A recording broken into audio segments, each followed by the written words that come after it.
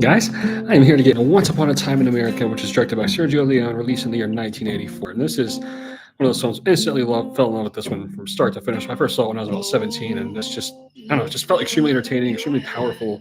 And again, a film that Sergio Leone had been building up to, I mean, golly, since the 60s. So this has been a long time.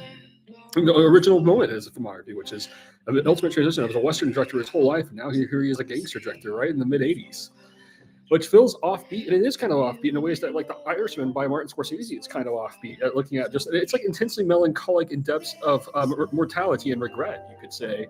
It's a heavy film, very emotionally heavy, very nostalgic even. Like this one uniquely wears nostalgia on its sleeve, and again, it's almost like a transition of like gangster perspective from like how Coppola was doing it in the 70s. Like this feels like in the 80s, which is more like a Brian De Palma perspective, honestly, where it's just really wearing its heart on its sleeve. And again, less satire, however. It's definitely not satire. More, I mean, it's like that one, more like Scorsese's Irishman. Like if we kind of as negative 80s take on a lot of that.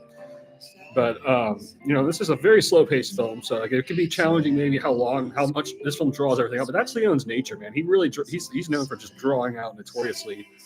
And a lot of these shots are just cinematography are just completely timeless. It's one of the best soundtracks I've ever heard in my life. Honestly, it's all a total masterpiece at just conveying a very insane kind of story. Again, one of Robert De Niro's most memorable, the evil characters. I mean, he's dark. This is a very dark kind of moment here. James Woods also just incredible in all this, and it's a perfect cinematography from start to finish. Everyone here is just incredibly stunning.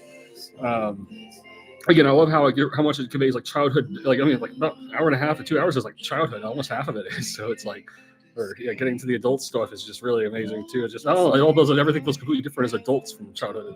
It's like I feel like in this case, like thankfully the childhood stuff feels like a build up where the adult scenario is the best. Like I feel like there's some depictions where the childhood moments are the best. Like I love it best when the adult moments are the best. Like as this depicts, and totally original moment for. You could say this is just a really insane depiction, which just feels very timeless. It remains just one of the greatest gangster depictions I've ever seen. Like, this is extremely rewatchable, extremely shock. It has shock value about it too. Even you can say a lot of this feels very shocking. How it displays like very raw, just dark moments in characterization. That again, every rewatch, it's always kind of unexpected how much shock value there is in its depiction. Because again, Leone draws out, and I think when Leone's just on gangster perspective, it's really drawn out. I mean, of course, he was originally, I think considered for The Godfather Part 2, but they got Coppola back for that. But in this case, this is like Leone kind of just, I think, kind of saying what he would have done with that, which is a very emotional depiction. It's different than Coppola's. It's you can also see even more epic too in this case. This film feels very epic, and it's just a world of its own entirely. Which it's extremely entertaining. It doesn't miss a beat. If you're just, I think it's just heavily rooted to a just perfect gangster kind of depiction. So this is strongly recommended from start to finish.